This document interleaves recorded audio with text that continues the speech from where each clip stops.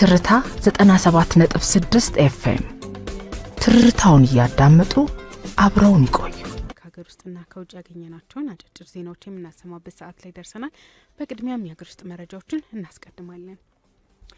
የአዲስ አበባ የተርሚናል ኢንተርፕራይዝ ማህበራት የተሳለጠ የትራንስፖርት ፍሰት እንዲፈጠር እያደረጉ እንደሚገኝ የከተማ አስተዳደሩ የትራንስፖርት ቢሮ ነው ያስታወቀው። የአዲስ አበባ ትራንስፖርት ቢሮ ኃላፊ ያበባል አዲስ ለኢዜአ እንዳሉት የነዋሪዎች የህዝብ ትራንስፖርት አገልግሎት የአቅርቦት ፍላጎት ለማሳለጥ የተሻለ የአሰራር ስርዓት እየተፈጠረ እንደሆነም ተናግረዋል። የመንገድ ደህንነትና የትራፊክ መጨናነቅን ለመቀነስ ከባለድርሻ አካላት ጋር በመተባበር በቅንጅት እየተሰራ እንደሚገኝም ተናግረዋል። ከዚህ በፊት የታክሲ ተራ አስከባሪ በመባል የሚታወቀውን አደረጃጀት በአዲስ መልክ በተደራጀው የተርሚናል ኢንተርፕራይዝ አማካኝነት የተሻለ የትራንስፖርት አገልግሎት እየተሰጠ መሆኑንም አንስተዋል። በተርሚናል ኢንተርፕራይዝ የተደራጁ አስተባባሪዎች የትራፊክ መጨናነቅና የተሳፋሪዎችን እንግልት በመቀነስ የተሳለጠ የትራንስፖርት እንቅስቃሴ በመፍጠር ጉልህ ፋይዳ እያበረከቱ መሆኑንም ጨምረው ገልጸዋል። በአዲሱ የትራንስፖርት አስተባባሪዎች የተርሚናል ኢንተርፕራይዝም ግልጽና የአሰራር ስርዓትን በተከተለ አግባብ በ87 ማህበራት በማደራጀት የተሻለ አገልግሎት የሚሰጡበት ሁኔታ መፈጠሩን አስረድተዋል። በአዲስ አበባ ስራና ክህሎት ቢሮ አማካኝነት በአዲስ በተዋቀረው የተርሚናል ኢንተርፕራይዝ የተደራጁ አስተባባሪዎችም የክህሎት ስልጠና ተሰጥቷቸው ወደ ስራ እንዲሰማሩ መደረጉንም ገልጸው የሚሰበሰቡት ገንዘብ ዘመናዊ የአሰራር ስርዓትን የተከተለ መሆኑንም ተናግረዋል። የኢንተርፕራይዝ ማህበራት አባላቱም ለ2 ዓመታት የሚኖራቸውን ቆይታ እድገት ተኮር በሆኑ ዘርፎች የሚሸጋገሩ የቁጠባ ስርዓት መዘርጋቱንም አብራርተዋል። በመዲናዋ የተደራጁ የተርሚናል ኢንተርፕራይዝ የማህበራትም የነዋሪዎቹን የትራንስፖርት አገልግሎት በማሳለጥ ምቹ የትራፊክ ፍሰት በመፍጠር አዎንታዊ ሚና እየሰጡ መሆኑንም ገልጸዋል። ምሁራን ችግር ፈቺ የጥናትና ምርምር ስራዎችን በማውጣት ለሀገር እድገት ያላቸውን ሚና ሊያጠናክሩ እንደሚገባ የትምህርት ሚኒስትር ፕሮፌሰር ብርሃኑ ነጋ አሳሰቡ። የሐዋሳ ዩኒቨርሲቲ ከአዲስ አበባ ዩኒቨርሲቲ የኢትዮጵያ ጥናትና ምርምር ተቋም ጋር በመተባበር ያዘጋጁት 22ኛው ዓለም አቀፍ የምርምር አውደ ጥናት በሐዋሳ በመካሄድ ላይ ይገኛል። በአውደ ጥናቱ መክፈቻ ላይ የትምህርት ሚኒስትሩ ፕሮፌሰር ብርሃኑ ነጋ እንዳሉት የሀገርን ለውጥ ለማስቀጠልና የህብረተሰቡን ችግር በፍጥነትና በዘላቂነት ለመፍታት ምሁራን የምርምር ስራዎቻቸውን ሊያጠናክሩ ይገባልን ብለዋል።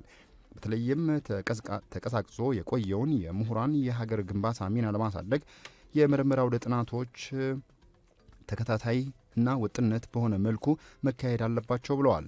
በሀገር ላይ የሚሰነዘሩ አሉታዊ የማህበራዊ ሚዲያ ወሬዎችን በማጥራት ለሀገር ግንባታ መሰረት የሚጥሉ የፖሊሲ ግብዓትን በጥናት ማውጣት ላይም ምሁራን ይበልጥ እንዲሰሩም አሳስበዋል። በየ3 ዓመቱ የሚካሄድ የምርምር አውደ ጥናቶች አሁን ዓለም እየሄደችበት ካለው ፍጥነት ጋር ኢትዮጵያ እኩል ማራመድ ባለመቻሉ የምርምር አውደ ጥናቶችን በየዓመቱ ማድረግ እንደሚገባም የገለጹ ሲሆን የሐዋሳ ዩኒቨርሲቲ ተጠባባቂ ፕሬዝዳንቶች ችሮታው አየለ በበኩላቸው በዚህ ዓለም አቀፍ የምርምር አውደ ጥናት ላይ የሚቀርቡ የምርምር ውጤቶች ለሀገር እድገት ፖሊሲ ግብዓት የሚያገለግሉ መሆናቸውንም ተናግረዋል።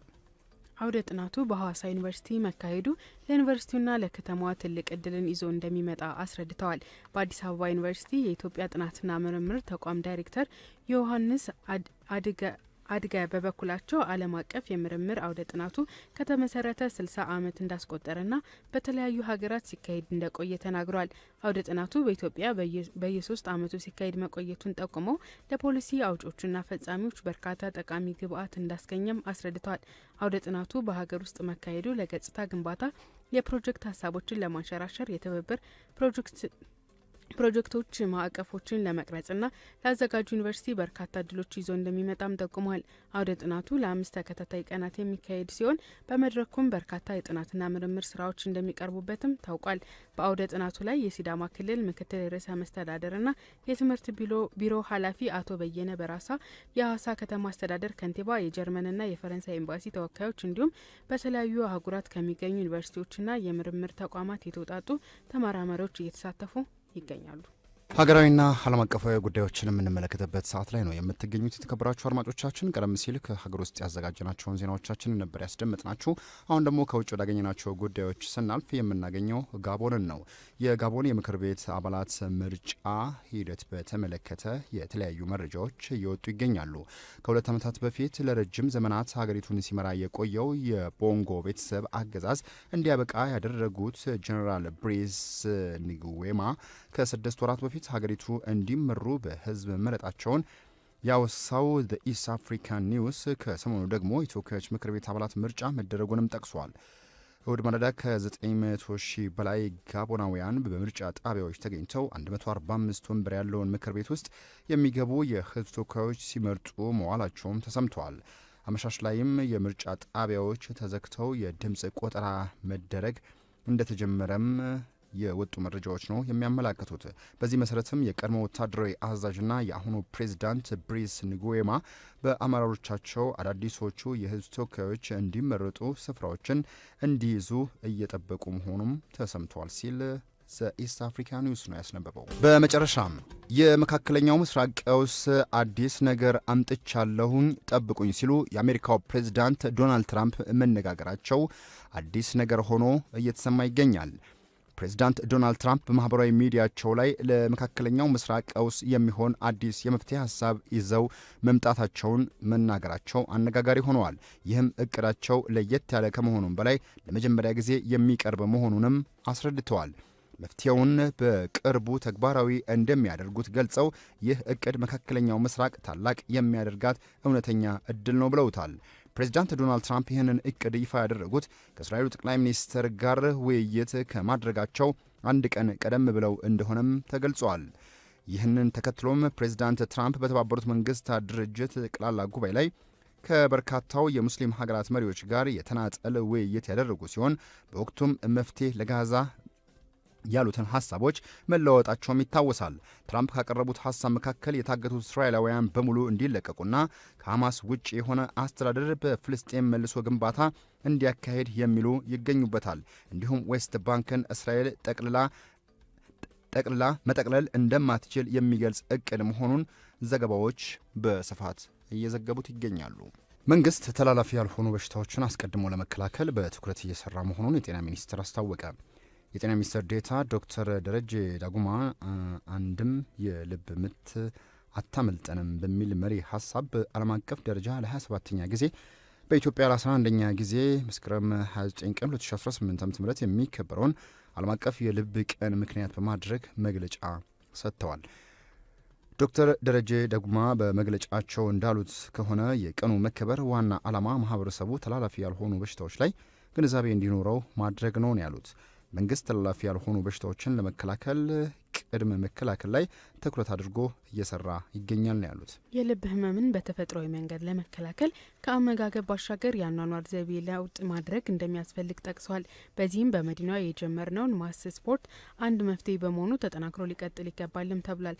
ተላላፊ ያልሆኑ በሽታዎችን አስቀድሞ ለመከላከል ባለፈው የክረምት በጎ ፍቃድ የጤና አገልግሎት በርካታ ሰዎች ምርመራ ማድረጋቸውን አንስተው ተላላፊ ያልሆኑ በሽታዎች እድሜ ልክ ሕክምና የሚያስፈልጋቸው በመሆኑ ተገልጋዮቹ ይህንን ታሳቢ ያደረገ የሕክምና ክትትል ማድረግ እንዳለባቸው አሳስበዋል።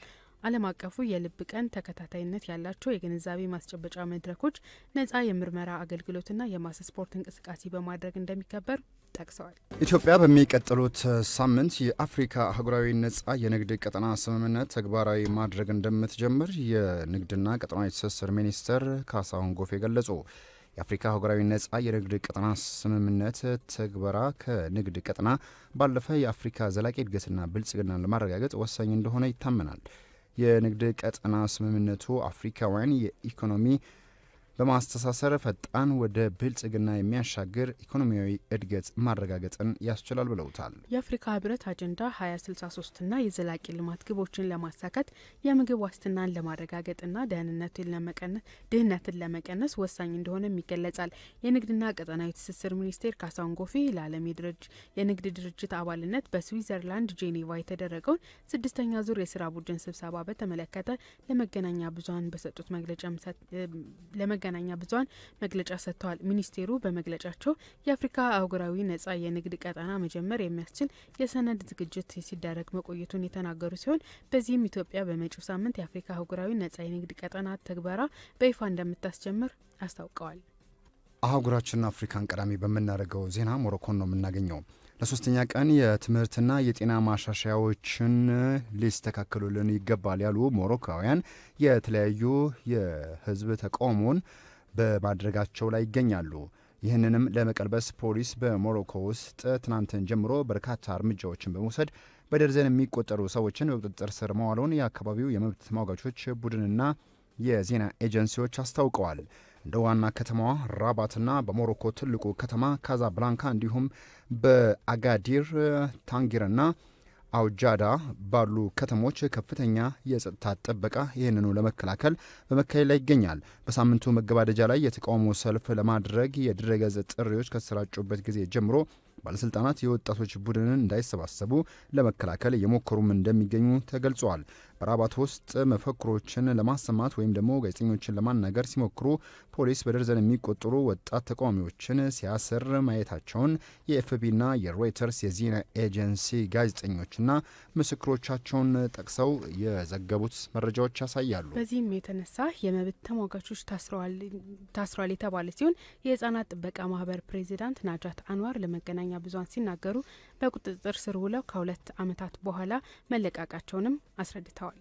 በመጨረሻም ቻይና ለቴክኖሎጂ ባለሙያዎች አዲስ የቪዛ አይነት ማዘጋጀቷን አስታወቀች። አሜሪካ በኤች1ቢ ቪዛ ማመልከቻ ላይ $100,000 ክፍያ መጣሏን ተከትሎ በተፈጠረው ግራ መጋባት ቻይና ወጣት የሳይንስ ቴክኖሎጂ ባለሙያዎችን ለመሳብ ያለመ አዲስ የቪዛ ምድብ ማስታወቋን ይፋ አድርጋለች። አዲሱ ኬ ቪዛ አስቀድሞ በአጠቃላይ የቪዛ ምድቦች ውስጥ ታክሏል። ዥንዋ እንደዘገበው አዲሱ ደንብ ቀጣይ ረቡዕ ጀምሮ ተግባራዊ ይሆናል ተብሎም ይጠበቃል። ዓላማውም በሳይንስና ቴክኖሎጂ በኢንጂነሪንግና በሂሳብ የሰለጠኑ ወጣት ባለሙያዎችን ከመላው ዓለም ወደ ቻይና ለመሳብ ያለመ እንደሆነም ተነግሯል። ተንታኞች የቤጂንግ ኬ ቪዛ የዋሽንግተንን ኤች1ቢ ቪዛ የቻይና ስሪት ነው ይላሉ።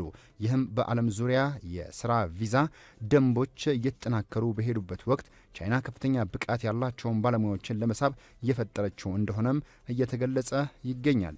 የኬ ቪዛ በቻይና ካሉት 12 አጠቃላይ የቪዛ ምድቦች የበለጠ በርካታ ጥቅሞችን ይሰጣልም ተብሏል። ዘገባው እንደሚያመለክተው የቻይና ኬ ቪዛ ቀድሞውንም $100,000 ለሚጠይቀው የአሜሪካ ኤች1ቢ ቪዛ የበለጠ ተለዋዋጭና አነስተኛ ወጪ የሚጠይቅ አማራጭ በመሆኑ በርካታ የህንድና የደቡብ እስያ ባለሙያዎች አዲስ የሙያ እድሎቻቸውን እንደገና እየመረመሩ ነው ሲል የዘገበው ዥንዋን ነው። የመስከረም 20 በሁሉም የእናት ባንኮች ቅርንጫፎች ላይ አንዱ የአሜሪካ ዶላር ወይም የምንዛሬ ዋጋ ተመን ደርሶናል።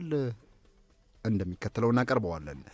አንድ የአሜሪካ ዶላር 141 ብር ከ94 ሳንቲም ተገዝቶ በ144 ብር ከ94 ሳንቲም እየተሸጠ ይገኛል። 1 ዩሮ በ161 ብር ከ40 ሳንቲም ተገዝቶ በ164 ብር በ67 ሳንቲም እየተሸጠ ይገኛል። 1 ፓውንድ ስተርሊንግ በ184 ብር ተገዝቶ በ187 ብር 13 ሳንቲም እየተሸጠ ይገኛል።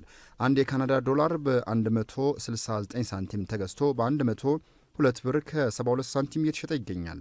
ድርሃም በ36 ብር ከ38 ሳንቲም ተገዝቶ በ36 ብር ከ73 ሳንቲም እየተሸጠ ይገኛል። የቻይናው የን በ18 ብር 69 ሳንቲም ተገዝቶ በ19 ብር 02 ሳንቲም እየተሸጠ ይገኛል።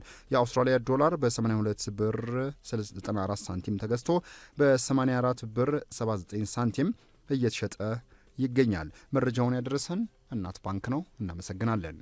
ትርታ 97.6 ኤፍኤም ትርታውን እያዳመጡ አብረውን ይቆዩ።